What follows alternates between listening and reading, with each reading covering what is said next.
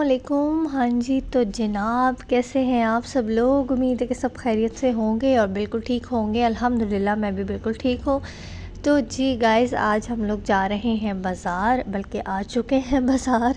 तो अब्दुल अहद की ना हमने विंटर शॉपिंग करनी थी। आपको पता है सर्दियाँ शुरू हो चुकी हैं, बच्चों के लिए तो बहुत ज़्यादा हो चुकी है सर्दी। और जो पहला पहला बच्चा होता है ना, उसके लिए हर सीज़न में कपड़े ख़रीदने पड़ते हैं लाजमी, क्योंकि जैसे ही सीज़न गुज़रता है तो फिर वो उसको कपड़े जो है ना बच्चे को छोटे हो जाते हैं। तो अब्दुल अहद के भी अब विंटर के जो है ना इस बार के कपड़े लेने वाले थे। अब्दुल अहद को उसके मामू से गिफ्ट मिला था, तो मैंने कहा कि चले मैं अब्दुल अहद को ना कपड़े ले देती हूँ, क्योंकि वो ज़्यादा ज़रूरी है। वैसे मेरा इरादा था मैं उसके लिए साइकिल लूँगी, क्योंकि बाहर वो बच्चों को देखता ना खेलता हुआ, तो उसका दिल करता है कि मेरे पास भी होनी चाहिए साइकिल। तो फिर अभी ज़्यादा ज़रूरत कपड़ों की थी, तो मैंने कहा कोई बात नहीं, नेक्स्ट टाइम हम साइकिल ले लेंगे। अभी जो है ना आपकी जो चीज़ें हैं ज़रूरी वो लेते हैं। तो हम लोगों ने कपड़े लिए अब्दुल अहद के, साथ में उसका जूता वगैरह लेना था। मेरे हस्बैंड ने अपना जूता लेना था कॉलेज के लिए, और साथ में जी बस उन्होंने अपना जूता लिया, मैंने अब्दुल अहद के कपड़े ख़रीदे और साथ में शूज़ वगैरह। हम लोग अब्दुल अहद के हम शुरू से ही ना जोगर्स ही ज़्यादा प्रेफर करते हैं कि सर्दियों में जो है ना वो जोगर्स ही पहनाए जाएँ।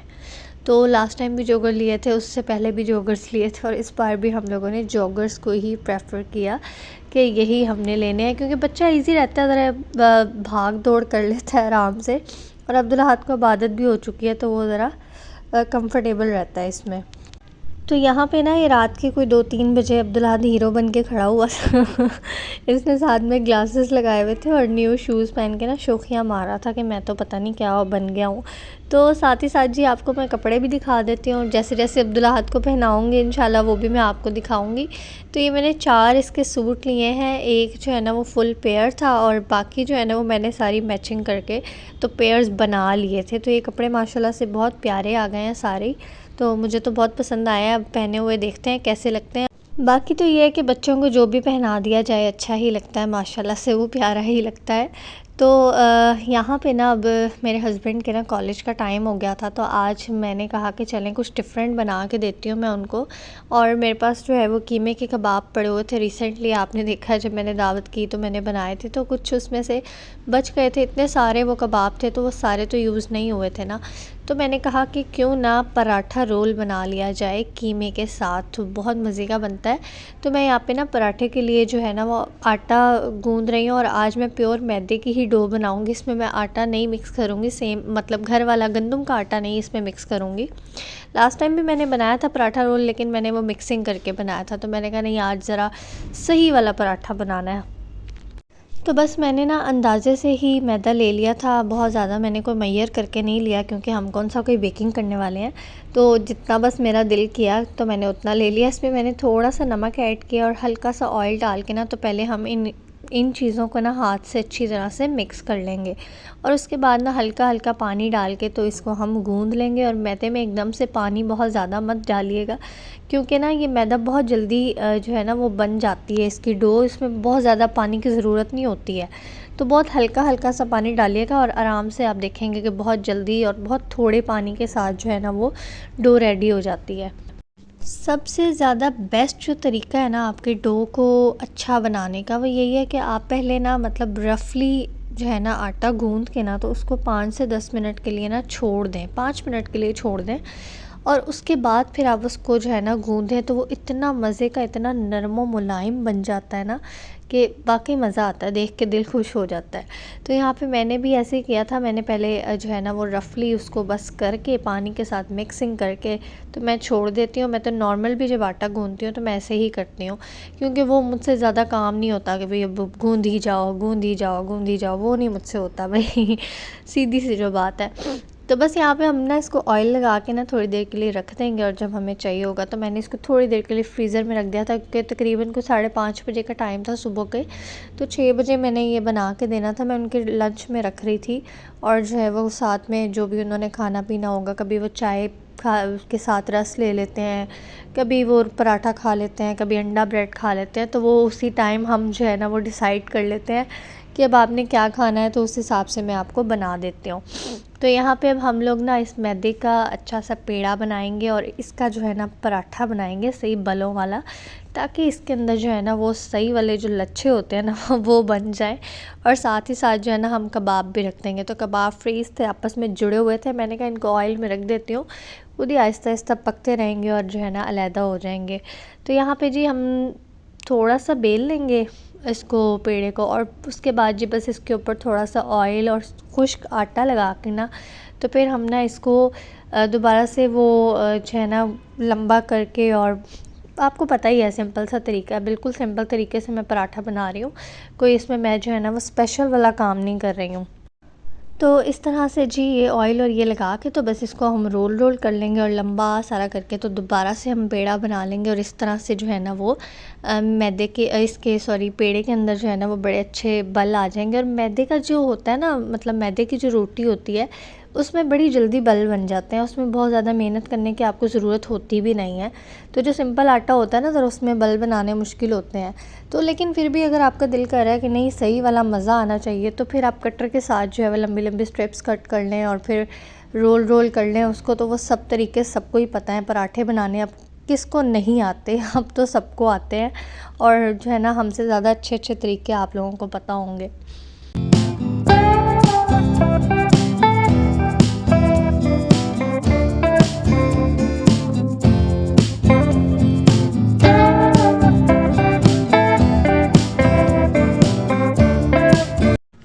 तो जनाब यहाँ पे आप देख सकते हैं कि बहुत ही ज़बरदस्त सा पराठा हमारा हो चुका है रेडी, और साथ ही साथ कबाब भी हो रहे हैं डन। एक साइड से ये पक चुके हैं, आप देख सकते हैं कि अलहदा भी हो चुके हैं, और जी बड़ा प्यारा सा कलर भी आ चुका है एक साइड पे। तो दूसरी साइड से भी हम इसको पका लेंगे अच्छी तरह से। और जैसे मैंने आपको बताया था कि जो है ना उस टाइम पे मेरे हस्बैंड ने यानी घर में क्या नाश्ता करना है तो वो हम उसी टाइम डिसाइड कर लेते हैं। तो उन्होंने बोला कि पराठा ही बना दो, तो मैं दाल के साथ खा लूँगा। तो उनको मैंने दे दिया जी दाल और पराठा, और अब मैं फटाफट से इसकी असेंबलिंग कर लूँगी। इसके अंदर मैंने ना कोई सॉस वगैरह नहीं लगाई है, तो मैं साथ सेपरेटली उनको दे दूँगी, क्योंकि जब तक उन्होंने खाना है तो वो ठंडा हो जाता है, तो फिर उन्होंने गर्म करना होता है, तो बीच में सॉसेस लगी हो ना तो फिर वो काम ज़रा ख़राब हो जाता है। उस तरह से मतलब बंदा गर्म नहीं कर पाता है। आपको पता है केचप लगा के तो वैसे ही गर्म नहीं कर सकते हैं चीज़ को, तो इसलिए मैंने इसको ड्राई ड्राई रखूँगी और साथ में केचप जो भी उनको चाहिए होगा वो मैं दे दूँगी, ताकि जब उन्होंने खाना है तो वो इसको साथ में यूज़ कर लें।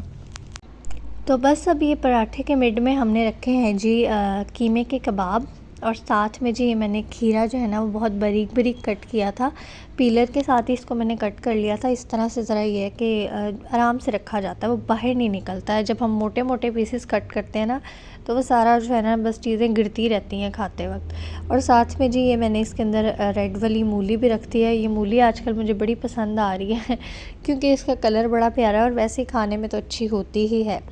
तो बस ये मूली रख दी थी, साथ में खीरे रख दिए थे, और जी इसके अलावा मैं थोड़ा सा इसके ऊपर रख दूँगी सलाद का पत्ता।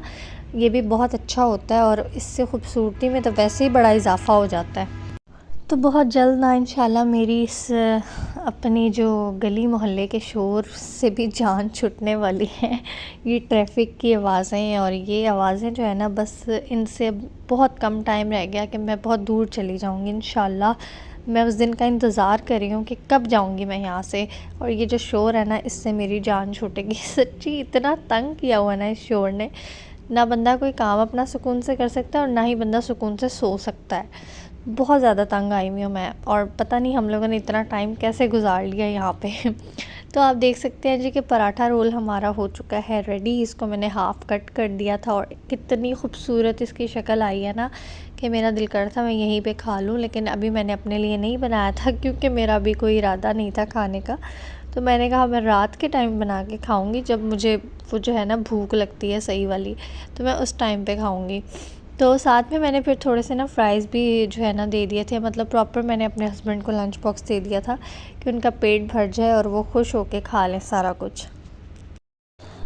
अच्छा जी, यहाँ पे ना मैं बनाने लगी हूँ जी मछली का सालन। बेसिकली ये मछली कम और सिरे ज़्यादा थे, तो मुझे ना मतलब सिरों का सालन बहुत पसंद है। आप लोग भी ऑफ कोर्स बनाते होंगे, हर घर में ही बनते हैं। बहुत से लोग नहीं भी बनाते हैं, पसंद नहीं करते हैं, लेकिन ये जो सिरे होते हैं ना इनका सालन बहुत ज़्यादा मतलब फ़ायदेमंद होता है, स्पेशली उन लोगों के लिए जिनको सांस का प्रॉब्लम हो और कोई इस टाइप की जो है ना इशू हो ना, तो उनको कहा जाता है कि आप सिरों का सालन बना के ना, तो उसका मतलब सूप पिए। तो मैंने सूप वाला तो नहीं बनाया था, मैंने तो प्रॉपर ग्रेवी रखी थी। मैंने कहा कोई बात नहीं, फ़िश नहीं होगी, सिरे जो है इतने कोई उसमें खाने वाला नहीं होता, लेकिन उसकी तासीर तो सारी आ जाएगी ना हमारे उस सालन के अंदर, तो वही बेस्ट है। तो मैंने ना प्याज को कर लिया था जी, शेक कर लिया था जग में, और उसको ऑयल में डाल के ब्राउन कर लिया हल्का सा। और साथ में ना मैं इसके अंदर थोड़ी सी अजवाइन ऐड कर रही हूँ। वैसे तो मैरिनेशन में सब कुछ ऐड था, लेकिन फिर भी ना मैंने थोड़ी सी अजवाइन ऐड कर ली थी कि बिल्कुल भी जो है ना वो स्मेल वाला कोई फैक्टर ना रहे इसके अंदर। और हल्की सी हल्दी मैंने डाल दी थी ताकि ज़रा अच्छा सा प्यारा सा कलर आ जाए हमारे सालन के अंदर, वरना बिल्कुल ही फीका फीका रहेगा। तो जी यहाँ पे जो मेरे पास फ़िश वाली जो मैरिनेशन थी ना, वो मसाला भी काफ़ी सारा पड़ा हुआ था, तो मैंने वही दही के अंदर ऐड कर दिया। और जो है ना बस हमने सिरों को थोड़ा सा पका के फ़िश को, जब ये थोड़ी सी हाफ़ डन हो जाएगी तो बस हम इसके अंदर ऐड कर देंगे जी दही, और इसके साथ हम इसको पका लेंगे। और मैंने इसके अंदर कोई मसाला नहीं ऐड किया, यकीन करें किसी चीज़ की ज़रूरत ही नहीं पड़ी थी।